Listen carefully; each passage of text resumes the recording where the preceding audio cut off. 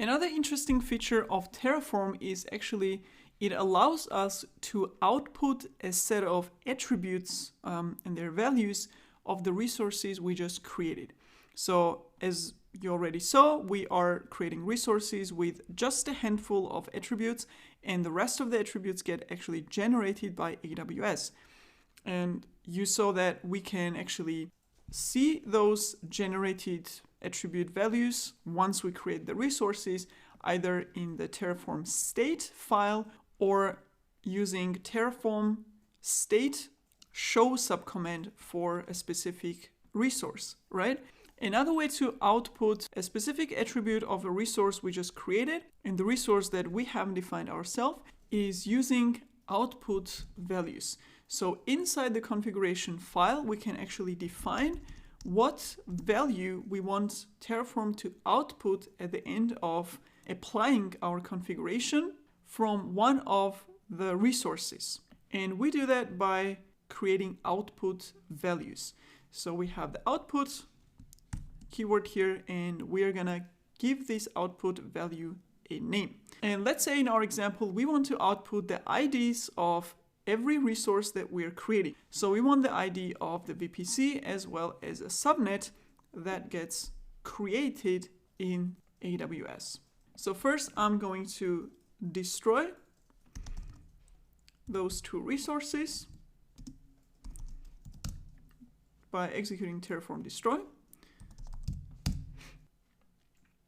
So both of them are removed, and they're removed from the state as well. And now we are going to recreate them and output ID of each of those two resources. So output, first one, we'll call it VPC ID, or let's call it dev VPC ID. And in the block, we want to tell Terraform which attributes value we want it to output, right?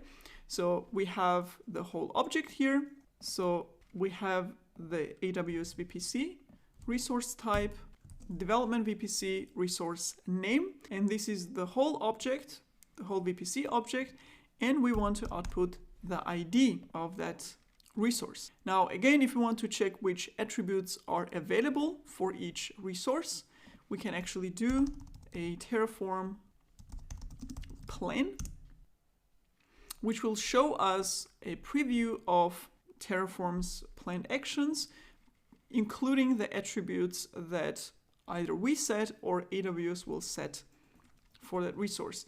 And you can actually choose one of the attributes from here to be displayed.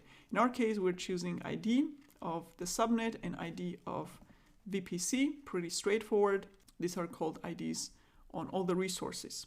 So this will be our first output, and we are going to define a second output as well. So let's call this dev subnet ID, and this is going to be AWS subnet resource type dev subnet 1 and ID. And for each attribute, you actually have to define its own output. So you can't have multiple values here, even from the same exact resource. So one output value for each attribute we want to output.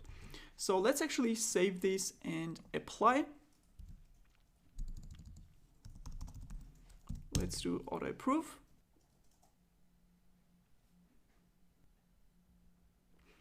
And here you see, before we had this apply status, now we have outputs additionally, and this gives us our output values. These are the names of our output values, what we call them here, and these are the actual values we have referenced right here.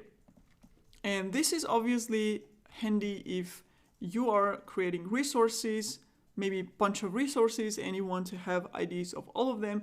You can just print it out like this. Or, as I said previously, another example is if you're creating server instances and you want their public IP addresses, etc., you can just output it like this. So you don't have to do state show or look into the state file to find this information. You have it nicely printed out in here.